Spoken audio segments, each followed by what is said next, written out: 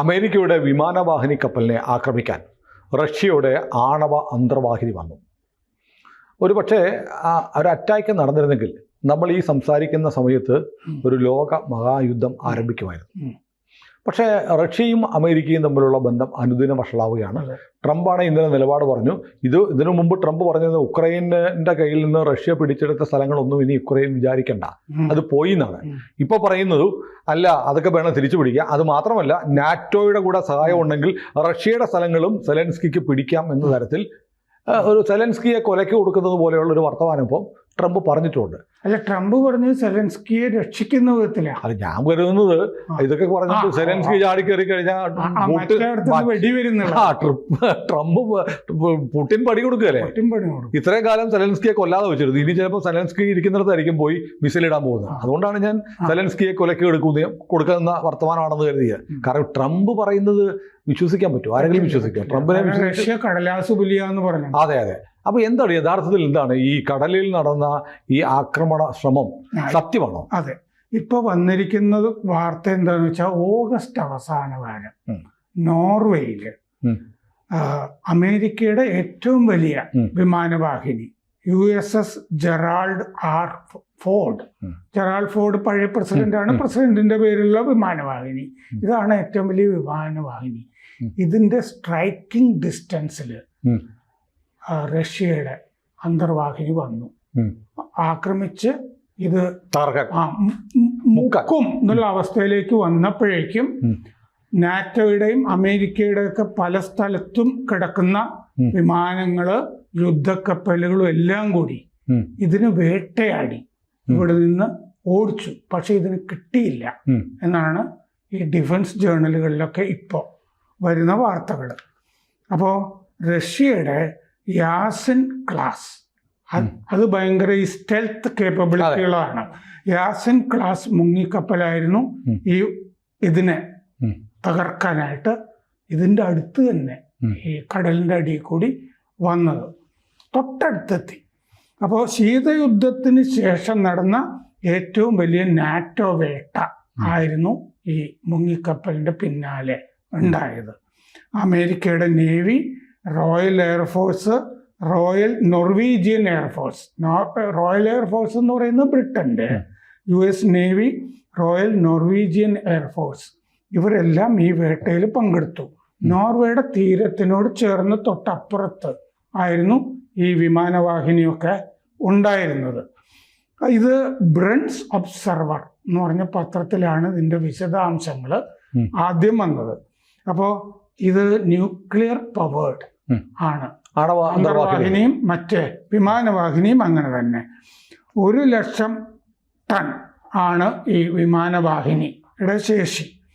അപ്പോൾ അപകടകരമാം വിധം അടുത്ത് ഈ അന്തർവാഹിനി എത്തി. വിമാനവാഹിനിയുടെ അടുത്ത് RAF റോയൽ എയർഫോഴ്സ്, അതിൻ്റെ 8 എണ്ണം 8 P-8A പൊസൈഡൻ വിമാനങ്ങൾ സ്കോട്ട്ലൻഡിലെ ലോസി മൗത്ത് താവളത്തിൽ നിന്ന് പറന്നു പൊങ്ങി ഈ വേട്ടയ്ക്ക് വേണ്ടി.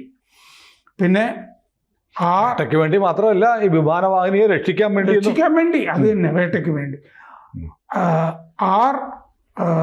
NOAF, അതായത് ഈ മറ്റേ നോർവീജിയൻ എയർഫോഴ്സിൻ്റെ, പിന്നെ ഐനസ് താവളം, വ്യോമതാവളത്തിൽ നിന്നുള്ള വിമാനങ്ങൾ നാർവിക്കിനടുത്ത്, അതായത് നോർവീജിയൻ വിമാനങ്ങളും പറന്നു പൊങ്ങി.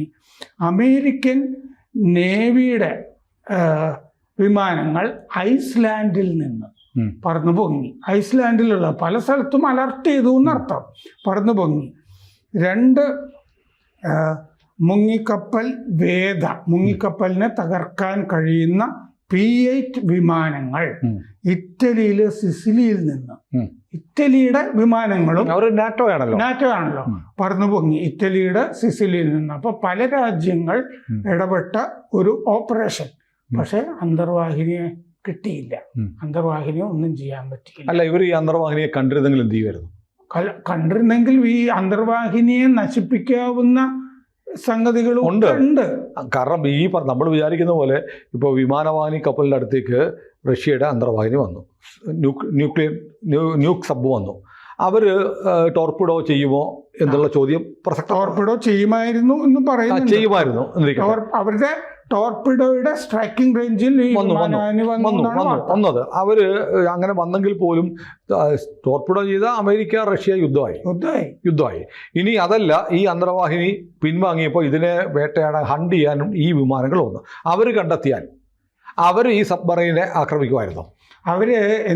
ഞാൻ വിചാരിക്കുന്നത് എന്താന്ന് വെച്ച് കഴിഞ്ഞാൽ വിമാനവാഹിനിയെ ആക്രമിക്കരുത് എന്നുള്ളതാണല്ലോ. ആക്രമിക്കരുത് എന്നുള്ള മെസ്സേജ് കൊടുക്കാൻ പറ്റും. മെസ്സേജ് കൊടുത്തിട്ട് ഇതിനെ ഓടിക്കാൻ പറ്റും. പ്രദേശത്ത് നിന്ന് മോൻ ഓടിക്കോളണം. അതല്ലാതെ ഇവർ ആക്രമിച്ചാലും യുദ്ധമാണ്. കാരണം അഗ്രഷൻ ആയല്ലോ. പിന്നെ തിരിച്ചു വലിയ ഈ മൂന്നാം ലോക യുദ്ധം പോലെയൊക്കെയുള്ള ഒന്നാമത് ഇപ്പൊ നോക്കൂ, ഡെൻമാർക്കിൽ ഡ്രോണുകൾ വന്നു. പോളണ്ടില് ഈ സോവിയറ്റ് യൂണിയനിൽ നിന്ന് പിരിഞ്ഞുപോയി നാറ്റോയുമായിട്ട് ചേരുന്ന ലാത്വിയ പോലെ എല്ലാ സ്ഥലത്തും ഡ്രോണുകൾ വരുന്നു. ഇപ്പോൾ നാറ്റോയെ പീഡിപ്പിച്ചുകൊണ്ടിരിക്കുകയാണ് പുടിൻ. എല്ലായിടത്തും ഡ്രോണുകൾ ഇത് ലംഘിച്ച്, വ്യോമാതിർത്തി ലംഘിച്ച് പോകുന്നു. സ്വകാര്യ മോഹം ഉണ്ടെന്ന് പറയുന്നത് കേട്ടു. പഴയ സോവിയറ്റ് റിപ്പബ്ലിക്കുകളെ പുനഃസ്ഥാപിക്കുക, പഴയ ലാത്വിയ, ലിറ്റ്വാനിയ ഇവരെല്ലാം തിരിച്ചു വരണം. ഈസ്റ്റേൺ യൂറോപ്പ് ഒക്കെ നമ്മുടെ കൂട്ടത്തിൽ വേണം എന്നുള്ള താല്പര്യങ്ങൾക്ക് ഉണ്ട് എന്ന് പറയുന്നുണ്ട്. എക്സ്പാൻഷനിസം ഉണ്ട് എന്ന് പറയുന്നുണ്ട്. ഇത് നോർവേയും റഷ്യയും തമ്മിൽ അതിർത്തി പങ്കിടുന്നുണ്ട്. ഈ അതിർത്തിക്കടുത്താണ് ഇത് സംഭവിച്ചത്. 60 കിലോമീറ്റർ മാത്രമേ ഈ ദൂരമുള്ളൂ ഈ തീരത്തേക്ക് റഷ്യയിൽ നിന്ന്. അപ്പൊ റഷ്യൻ നാവിക താവളം അടുത്തുണ്ട്. നാവികത്താവളം അടുത്തുള്ളതുകൊണ്ടാണ് അന്തർവാഹിനി അങ്ങോട്ട് പോയിരിക്കുന്നത്. നാവികത്താവളം നെർപിച്ച എന്ന് പറയുന്ന നാവികത്താവളം അടുത്തുണ്ട്. അവിടെയാണ് 3 യാസിൻ ക്ലാസ് മുങ്ങിക്കപ്പലുകൾ ഉണ്ടായിരുന്നത്. 60 കിലോമീറ്റർ ദൂരത്തിലെ ഈ അമേരിക്കൻ വിമാനവാഹിനി ഉണ്ടായിരുന്നത് റഷ്യൻ നാവികത്താവളത്തിന്റെ അടുത്ത്. അതാണ് റഷ്യയെ പ്രകോപിപ്പിച്ചത്. റഷ്യയുടെ നാവികത്താവളത്തിന്റെ അടുത്ത് 60 കിലോമീറ്റർ വരെ അവര് വന്നു. അപ്പോൾ പിന്നെ നമ്മൾ അങ്ങോട്ട് പോയി പണി കൊടുക്കാന്ന് ഇവരും തീരുമാനിച്ചിട്ടുണ്ട്. അപ്പോൾ ഉപഗ്രഹ ചിത്രം നോക്കുമ്പോൾ ഈ 3 മുങ്ങിക്കപ്പലുകളും ഉപഗ്രഹ ചിത്രത്തിൽ കാണുന്നില്ല. അപ്പൊ അന്തർവാഹിനികളുടെ പണി ചെയ്യാനായിട്ട് പോയി എന്നാണ് ചിത്രങ്ങളിൽ വ്യക്തമാകുന്നത്. അമേരിക്കയ്ക്ക് 11 ആണവ വിമാനവാഹിനികളുണ്ട്. ചൈനയ്ക്ക് 2 ചൈനയുടെ 3ാമത്തത് ഫുജിയാനിലിപ്പോ കടലിൽ പരീക്ഷണങ്ങൾ നടക്കുന്നു. നമുക്ക് 2 റഷ്യക്കിപ്പോ വിമാനവാഹിനി ഇല്ല, ഉള്ളത് നമുക്ക് തന്നല്ലോ. അപ്പൊ നാറ്റോയും INS വിക്രമാദിത്യ എന്ന് പറയുന്നത് റഷ്യ നമുക്ക് തന്ന വിമാനമാണ്, ഗോഷ്കോവ്. അപ്പൊ നാറ്റോയും US-ഉമായി റഷ്യ, ചൈന, കൊറിയ ഈ സംഘർഷത്തിൽ വന്നു കഴിഞ്ഞാൽ, കാരണം അവർക്ക് ഇതൊക്കെ ഉണ്ടല്ലോ, സംഘർഷത്തിൽ വന്നു കഴിഞ്ഞാൽ ഈ ഓപ്പറേഷന് വേണ്ടിയിട്ടാണ് ഈ അന്തർവാഹിനിയൊക്കെ ഉള്ളതെന്നാണ് പറയുന്നത്. $11 ബില്യൺ 13 ബില്യൺ ഈ ജെറാൾഡ് ഫോർഡ് വിമാനവാഹിനിക്കുണ്ട്. റഷ്യൻ മുങ്ങിക്കപ്പലിന് 1.5 ബില്യൺ. അപ്പോൾ റഷ്യയും ചൈനയും കൊറിയയൊക്കെ കരുതുന്ന ഈ അന്തർവാഹിനി പോലുള്ള സംവിധാനങ്ങൾ വെച്ച് തന്നെ ഈ ഉപരിതലത്തിൽ ഇങ്ങനെ നമ്മുടെ കൊല്ലപ്പെട്ട നമ്മുടെ സംയുക്ത സേനാമായ ബിപിൻ റാവത്തിനും ഒരു തിയറി ഉണ്ടായിരുന്നു, നമുക്കിനി വിമാനവാഹിനികളല്ല വേണ്ടത്, സബ്മറീനുകളാണ്. കാരണം ഉപരിതലത്തില് എല്ലാവർക്കും ആക്രമിക്കാൻ തക്ക വിധത്തിൽ കാണുന്ന വലിയ വിമാനവാഹിനികളുടെ ഒന്നും കാലമല്ല ഇനി എന്ന്. അപ്പോൾ വിമാനവാഹിനിയെ പെട്ടെന്ന് മുക്കാനും തകർക്കാനും കഴിയും. ആ തരം സംവിധാനങ്ങൾ ചെറിയ പൈസക്ക് നമ്മൾ ഉണ്ടാക്കിയാൽ മതി. അല്ല, ഈ പറയുന്ന പോലെ വലിയ തുകയുള്ള വിമാനവാഹിനിയുടെ 10-1 ഉണ്ടെങ്കിൽ ഒരു അന്തർവാഹിനി ഉണ്ട്, അതുകൊണ്ട് ഇവനെ തകർക്കാം.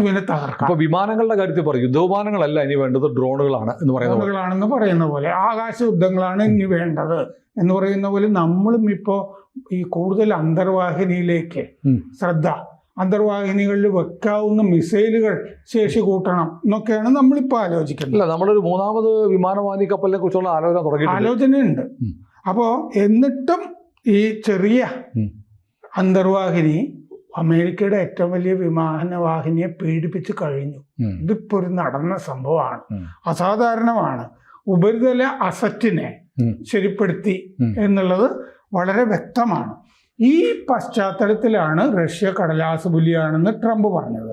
ലാവ്റോവും റൂബിയോയും, രണ്ട് വിദേശകാര്യമന്ത്രി റഷ്യയുടെ അമേരിക്കയുടെ, അവർ ന്യൂയോർക്കിൽ കഴിഞ്ഞ ദിവസം കണ്ടിട്ട് ഭയങ്കരമായിട്ട് ചീത്തവിളി ഉണ്ടായി എന്നാണ് ABC ജനറൽ കൗൺസിൽ ഇപ്പോൾ കൂടുമ്പോൾ ABC ന്യൂസിൽ, അവിടുത്തെ ABCയിൽ പറയുന്നത്. 50 മിനിറ്റ് അവർ തമ്മിൽ തർക്കിച്ചു. ലാവ്റോവ് മാധ്യമ സംഘത്തോട് മിണ്ടാതെയാണ് പോയത്. എന്നിട്ടിപ്പോൾ പ്ലേറ്റ് മാറ്റിയിട്ട് ട്രംപ് പറയുന്നത്, ഞങ്ങൾ പറയുന്നൊന്നും പുടിൻ കേൾക്കുന്നില്ല, ഞങ്ങൾ നശിപ്പിച്ചു കളയും, യുക്രൈന് റഷ്യ പിടിച്ചു കൊടുത്ത സ്ഥലം മുഴുവൻ വിട്ടുകൊടുക്കണം എന്നാണ് പറയുന്നത്. ഇതാണ് ഇപ്പോൾ അവസ്ഥ. സെലൻസ്കിയും പ്രസംഗിച്ചോടെ സെലൻസ്കിക്ക് യുദ്ധം, മറ്റേ ആയുധങ്ങൾ വേണം, നാറ്റോയുടെ പിന്തുണ വേണം എന്നൊക്കെ സെലൻസ്കിയും പ്രസംഗിച്ചു. സെലൻസ്കിയും ഇയാളും കാണുകയും ചെയ്തു, ട്രംപും. സെലൻസ്കി ഇപ്പോൾ പറയുന്നത്, വേറെ പറയുന്നുണ്ട്, ഇന്ത്യയെ ഇങ്ങനെ ഒഴിവാക്കരുത്, ഇന്ത്യ വളരെ വേണ്ടപ്പെട്ട രാജ്യമാണ് എന്ന് ട്രംപിനോട് പറയുന്നുമുണ്ട്. അതെ, കാരണം ഇന്ത്യയും കൂടി ഇതിൻ്റെ അകത്ത് കക്ഷിയാണല്ലോ. നമ്മൾ കൂടുതൽ എണ്ണ മേടിച്ച് ഈ യുദ്ധത്തിന് പൈസ കൊടുക്കുന്നത് നമ്മളാണല്ലോ, അതല്ലേ ട്രംപ് പറയുന്നത്. ഫിൻലാൻഡ് പ്രധാനമന്ത്രി പറഞ്ഞു കേട്ടില്ലേ, പ്രസിഡന്റ്, അതായത് ഈ റഷ്യ ചൈന ബാസ്ക്കറ്റിലേക്ക് ഇന്ത്യയെ നിക്ഷേപിക്കരുത്, ഇന്ത്യക്ക് നിലപാടുണ്ട്, ഇന്ത്യ നമ്മുടെ കൂടെയൊക്കെയാണ്. അതെ. ഏതായാലും റഷ്യ, അമേരിക്ക, ട്രംപ്, പുടിൻ, മധു, ഇത് കഴിഞ്ഞു, അതൊക്കെ കഴിഞ്ഞു. അതെ, അതെല്ലാം കഴിഞ്ഞു. വലിയ യുദ്ധങ്ങൾ നടക്കുന്നുണ്ട് പല യൂറോപ്യൻ രാജ്യങ്ങളിലും. ഇത് സെലൻസ്കി പറയുകയും ചെയ്തു, ഞാൻ പറഞ്ഞതാണല്ലോ, അങ്ങേർക്ക് സമാധാനം വേണ്ട. ഈ മറ്റേ നെതന്യാഹുവിന്റെ കാര്യം പറഞ്ഞ പോലെയാ, അങ്ങേർക്ക് ഗാസയിലും സമാധാനം വേണ്ട, പുടിനും സമാധാനം വേണ്ട. അതുകൊണ്ട് യൂറോപ്പിലെ പല രാജ്യങ്ങളെ നാറ്റോയെ പേടിപ്പിച്ചുകൊണ്ടിരിക്കുകയാണ് ഇപ്പോൾ. അതാണ് നാറ്റോ ഇല്ലാതാവണമെന്നാണ് പുടിൻ്റെ ആഗ്രഹം. ഏതായാലും ലോക ശാക്തിക ചേരിയിൽ വീണ്ടും പഴയ രണ്ട് ധ്രുവങ്ങൾ ഉണ്ടാവുകയാണ്. പണ്ട് സോവിയറ്റ് യൂണിയനും അമേരിക്കയുമായിരുന്നെങ്കിൽ ഇപ്പോൾ റഷ്യയും അമേരിക്കയും എന്ന തരത്തിലേക്ക് മാറുകയാണ്. ആ കൂട്ടത്തിൽ ചൈനയും കൂടെ ഉണ്ട് എന്നതാണ്, റഷ്യയുടെ കൂടെ ചൈനയും കൂടെ ഉണ്ട് എന്നതാണ് ഈ ശാക്തിക ചേരിയുടെ വെയിറ്റ് എവിടെയാണെന്ന് കാലം തെളിയിക്കട്ടെ. കൂടുതൽ വാർത്തകളും വിശേഷങ്ങളും നിങ്ങളിലേക്ക് എത്താൻ ABC മലയാളം സബ്സ്ക്രൈബ് ചെയ്യുക, ബെൽ ബട്ടണും അമർത്തുക.